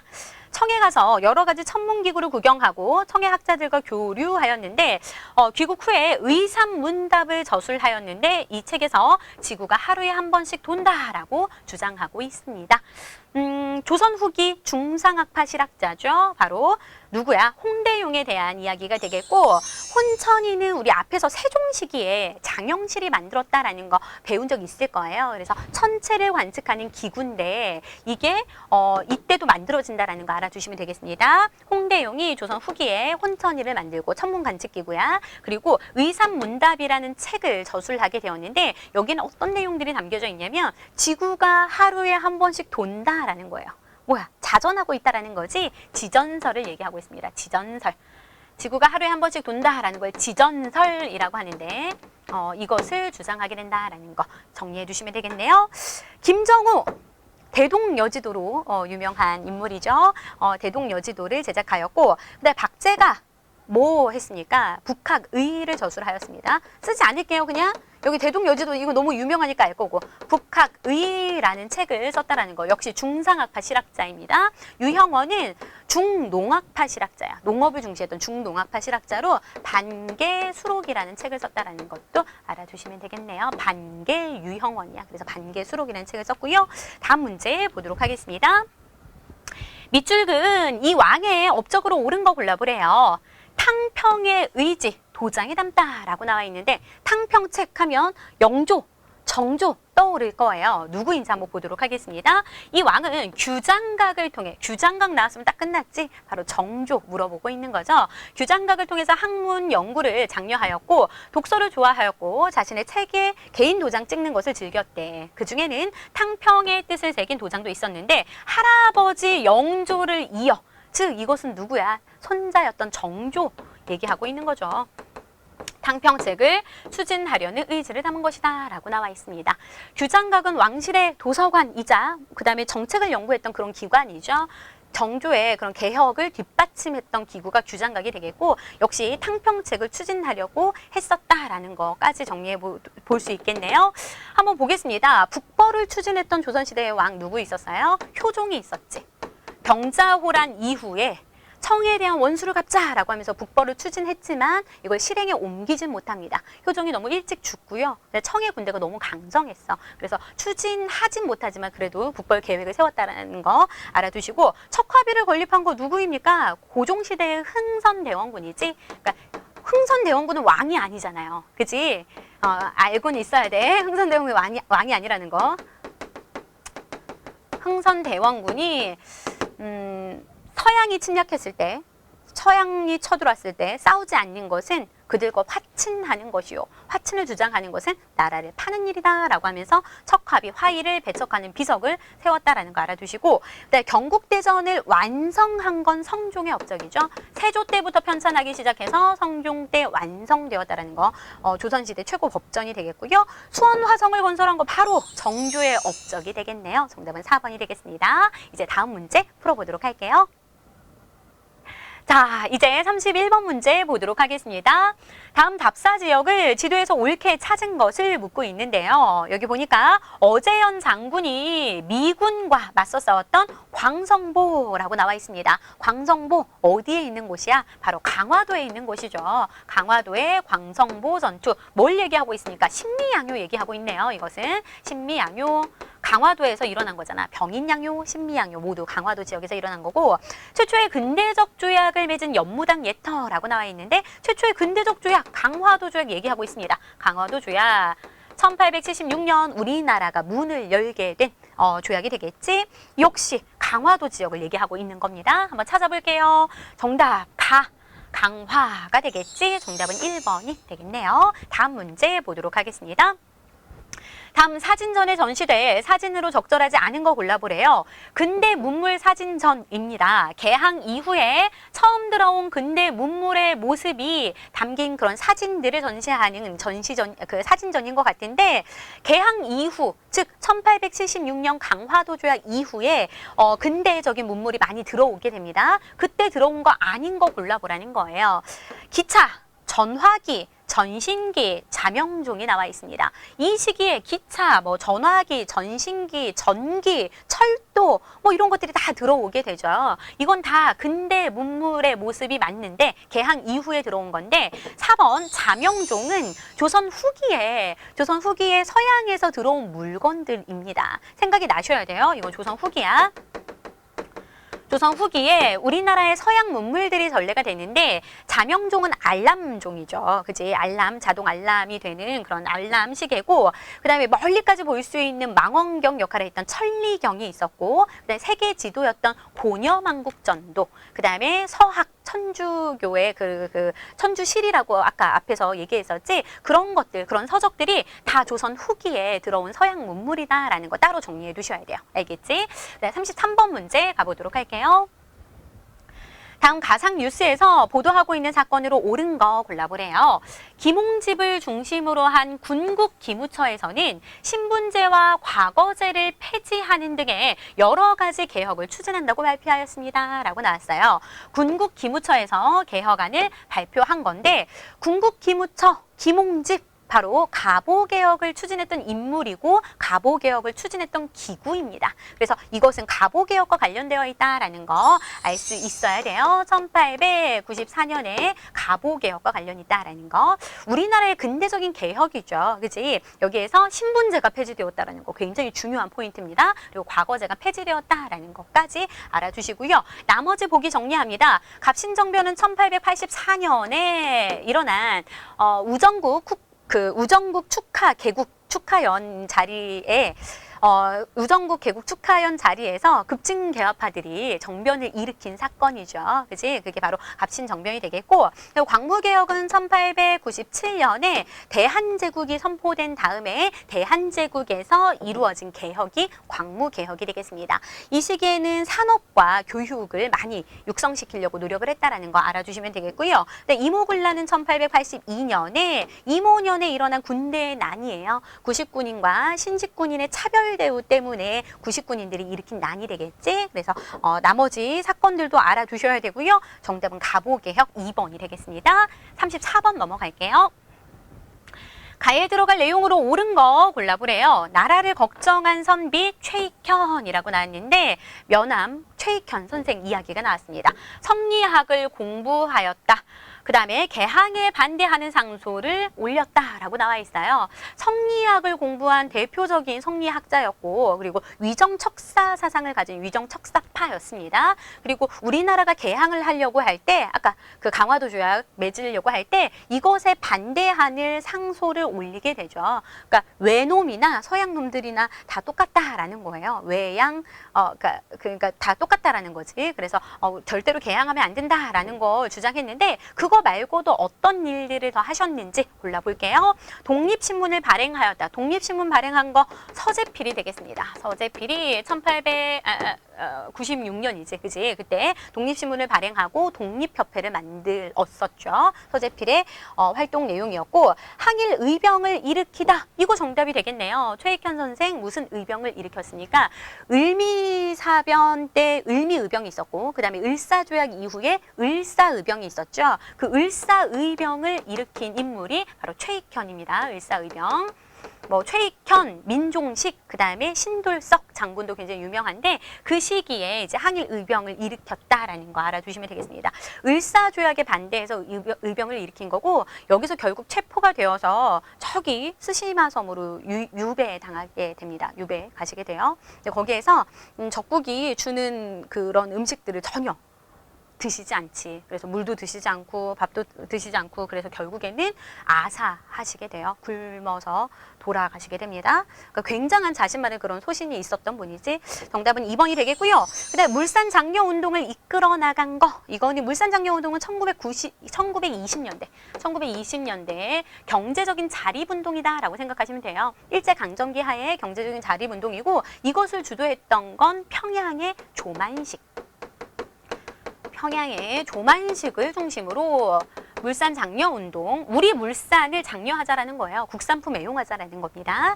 그런 운동이 전개가 되고, 근데 국채보상운동을 주도한 거, 이거는 1907년이지, 대구에서 서상돈을 중심으로 국채보상운동이 전개가 됩니다. 많은 학생들이 물산장려운동, 국채보상운동 많이 헷갈려 합니다. 역시 이것도 경제적 자립 운동인데 국채보상운동은 국가의 채무, 나라 빚을 우리의 힘으로 갚자라는 움직임이에요. 알겠지? 이거는 일제강점기 전이고 이건 일제강점기 하에서 이루어진다라는 거 알아두시면 되겠네요. 다음 문제 보도록 하겠습니다.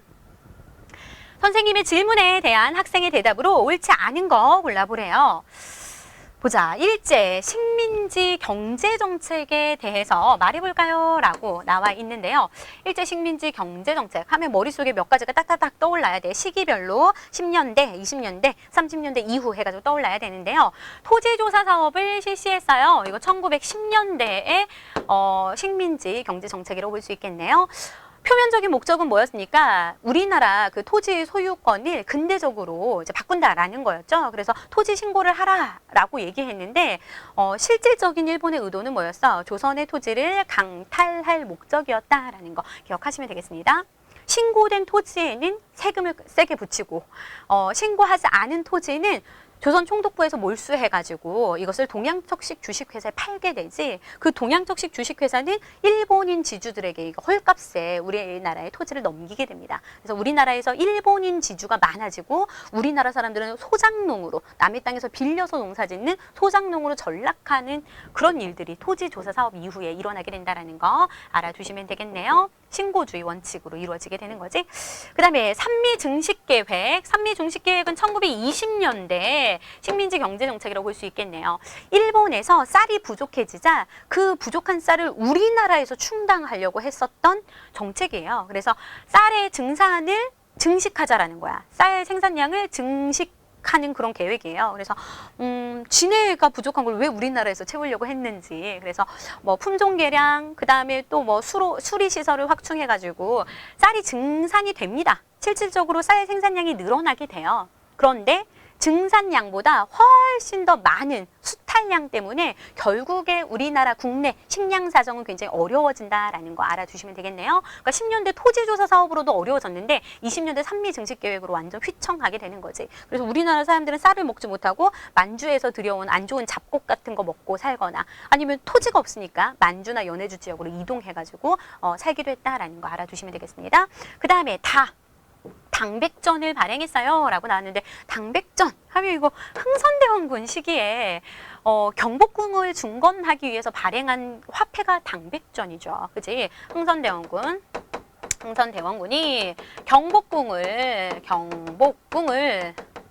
중건하기 위해서 만든 화폐가 당백전입니다. 상평통보의 거의 100배 100배 정도가 되는 가치였어요. 그래서 이 당백전의 발행으로 화폐 가치가 크게 떨어지게 됩니다. 그리고 물가가 크게 상승하게 되는 거지. 그래서 백성들이 굉장히 힘들어했다라는 거 알아주시면 되겠고요. 그래서 정답은 다 3번이 되겠습니다. 회사령을 시행했어요. 이건 1910년대의 경제수탈 정책이에요. 이것도 회사를 세울 때 꼭 조선 총독의 허가를 받아야 된다는 거지.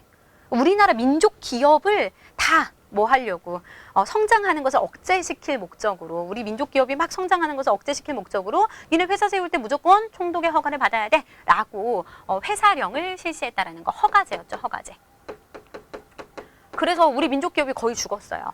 20년대 이걸 신고제로 바꾼 거야. 허가제에서 신고. 그냥 신고만 해도 기업을 설립할 수 있대. 왜 그랬을까? 그것은 우리 민족을 위한 것이 아니라 일본 기업들이 우리나라로 진출하려고 하는데 너무 이게 까다로운 거야. 그래서 이제 그냥 신고제로 바꾸는 거죠. 그래서 우리나라 일본 기업들이 대거 진출하게 되는 시기가 20년대다라는 것도 알아두시면 되겠네요. 네, 36번 갑니다. 다음 가상일기에 나타난 시기에 모습으로 적절하지 않은 거 골라보래요. 오늘 수업 시간에 실수로 조선어를 쓰다가 일본인 선생님에게 종아리를 맞았다. 유유, 일본어로만 공부하고 이야기해야 하니 정말 힘들다. 집에 돌아오니 어머니께서 형을 걱정하시며 울고 계셨다.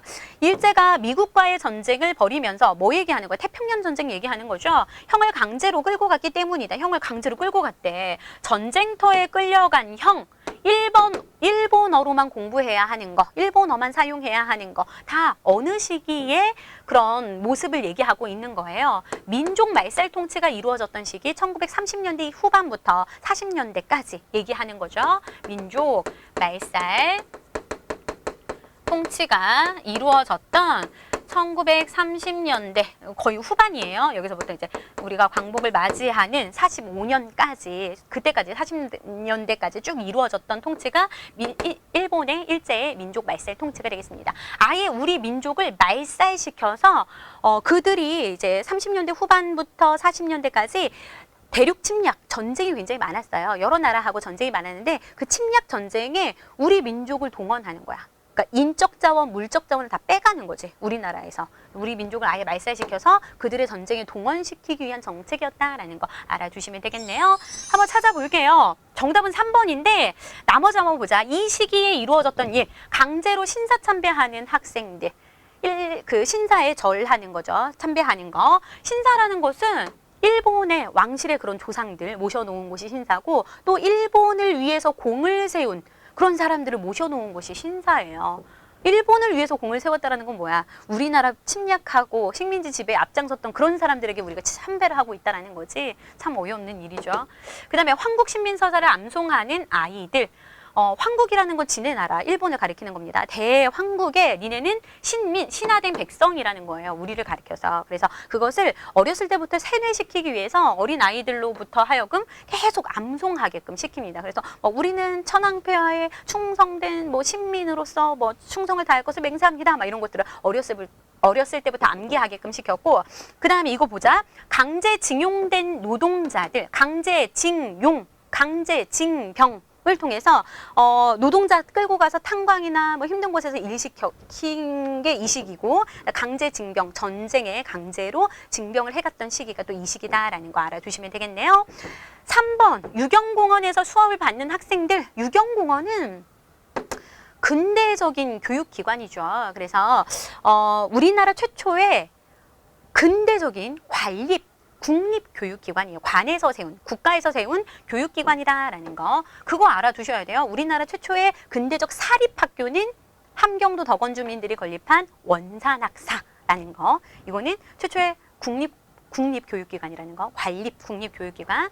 이거는 1886년대 세워지게 된 거예요. 유경공원. 그래서 3번이 정답이 되겠고요. 시기가 완전 다르지. 한참 전 일이고, 여기는 양반 자제들, 그러니까 상류층 자제들을 대상으로 외국인 교사, 헐버트의 모습인 것 같은데 외국인 교사들을 초청해가지고 외국어도 가르치고 신지식을 교육시켰던 학교가 유경공원이 되겠습니다. 다음 문제 볼게요. 가에 들어갈 인물로 옳은 거 골라보래요. 이달의 독립운동가 해가지고 나왔는데 한인 애국단 소속이다 라고 나와 있어요. 한인 애국단이 나오면 이것은 김구가 상해에서 비밀리에 조직한 단체고 이 한인 애국단에는 봉브라더스가 있다라는 걸 기억하셔야 돼요. 이름에 봉이 들어가는 인물들 여기 나와 있지. 윤봉길, 그 다음에 이봉창이 바로 한인 애국단의 단원들이었습니다. 그 중에서 상하이 훈커우 공원에서 일본 장성과 고위 관리를 향해서 폭탄을 던졌대. 상하이 훈커우 공원에서 폭탄을 던진 건 바로 윤봉길 의사의 의거 활동이 되겠지. 정답은 3번이 되겠네요. 이봉창 의사는 뭐 했습니까? 일본 도쿄 수도였지. 일본 도쿄 한복판에서 일본 국왕이 탄 마차에 폭탄을 던졌습니다. 근데 아쉽게도 이게 불발하게 되어 명중하지 못해서 결국에 이 의거 활동은 성공하지 못했는데 그래도 굉장히 큰 일을 하신 거지. 그지? 그래서 이봉창, 윤봉길이 한인 애국단의 단원들이다라는 거 알아두시고요. 신채호 선생은 민족주의 사학자이자 뭐 독립운동가라고 볼 수 있죠. 그래서 여러 책도 많이 쓰셨죠. 뭐 대표적인 게 독사실론, 그다음에 조선상고사 뭐 이런 거 책들을 쓰셨고 의열단의 행동 강령도 작성하신 분이 이분이다라는 거. 굉장히 우리 잘 아는 말이 있잖아. 역사를 잊은 민족에게 미래는 없다라는 유명한 말을 남긴 분도 신채호 선생님입니다.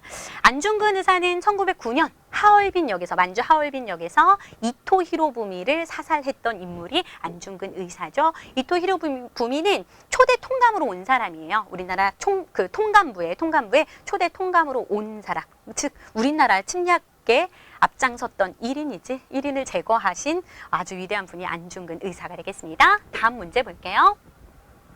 다음 대화에 나타난 단체로 옳은 거 골라보네요. 안창호 양기탁 선생이 만든 비밀단체가 일제에 의해서 해체되었다고 하는데 소식 들었나?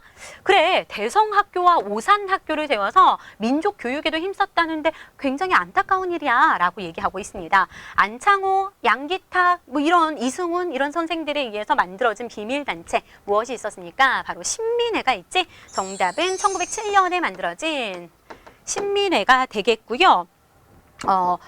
이 신민회가 백오인 사건으로 해체되게 됩니다. 백오인 사건. 이 백오인 사건은 뭐냐면 일제가 조작한 사건이에요. 일제의 총독, 데라우치 총독을 니네가 암살하려고 했잖아 라고 이제 뒤집어 씌운 거죠. 그래서 데라우치 총독 암살 미수 사건인데 이거하고 관련 있는 애국지사들 105명을 잡아다가 투옥한 사건입니다. 이것을 계기로 신민회가 해체당하게 되지. 신민회가 한 일 굉장히 많이 있어요. 교육과 산업을 육성시키기 위해서 많은 이런 학교들 만들었죠. 대성학교 만든 분 누구예요?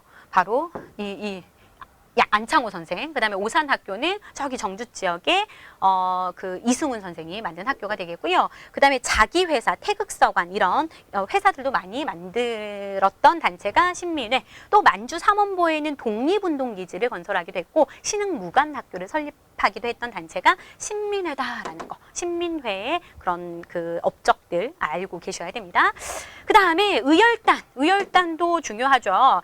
의열단은 1919년에 만주에서 김원봉을 소재로 한 영화 굉장히 많이 나오고 있습니다. 대표적으로 그 밀정 나오고 있는데요. 김원봉이 만든 단체가 의열단이라는 건데 이 의열단은 항일 무장 단체예요. 그러니까 무장을 해가지고 이제 일제의 그 원흉들 우리 침략에 앞장서는 그런 원흉들 그리고 그런 기관들 다 이렇게 폭탄 투척하고 무장해서 그들에 대항했던 단체인데 대표적인 사람 김익상, 그 다음 김상옥, 나석주 이 인물들의 활동은 좀 알고 계셔야 돼요. 김익상은 조선 총독부에 폭탄을 던진 인물이고 김상옥은 종로경찰서에 폭탄을 던진 인물이고 그 다음 나석주는 동양척식 주식회사에 폭탄을 투척한 인물입니다. 알겠죠? 의열단의 활동이었고 그 다음에 독립협회 아까 얘기했어요. 서재필이 만든 단체였습니다. 독립신문 발행하고요. 그다음에 독립문을 건립하기도 하고 만민공동회의를 개최하기도 했지. 그다음에 조선어학회 원래 이거 조선어연구회에서 이름이 바뀐 거죠. 1931년에 조선어연구회에서 이름이 조선어학회로 바뀐 거고 우리말 큰사전 편찬을 시도하기도 했었고 그다음에 맞춤법 통일안 뭐 이런 것들 제정하기도 했었지.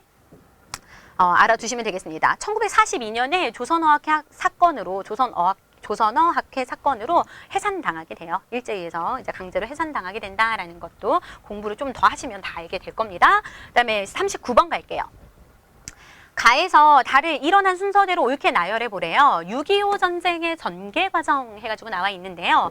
6.25 전쟁의 전개 과정은 머릿속에 딱 그 스토리가 딱 있어야 됩니다. 여기 보니까 1사 후퇴부터 쭉 나와 있는데 먼저 북한의 남침으로부터 시작이 되었다라는 거.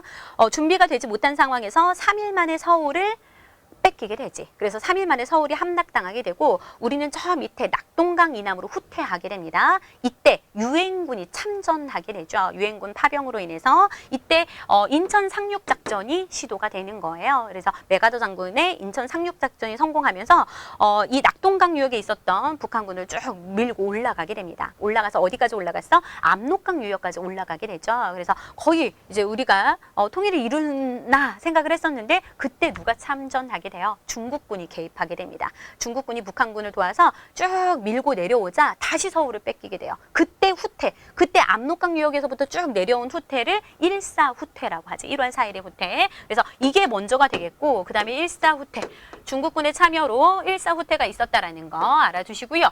그 다음에 38도선 부근에서 치열하게 서울을 뺏고 빼앗기면서 막 공방을 하다가 결국에는 1953년 7월 27일에 휴전협정을 체결하게 된다라는 거 알아두시면 되겠네요. 이거 순서 전개 과정 알고 있어야 돼요. 순서대로 하면 다, 가, 나 순서가 되겠습니다. 마지막 40번 문제 보도록 할게요.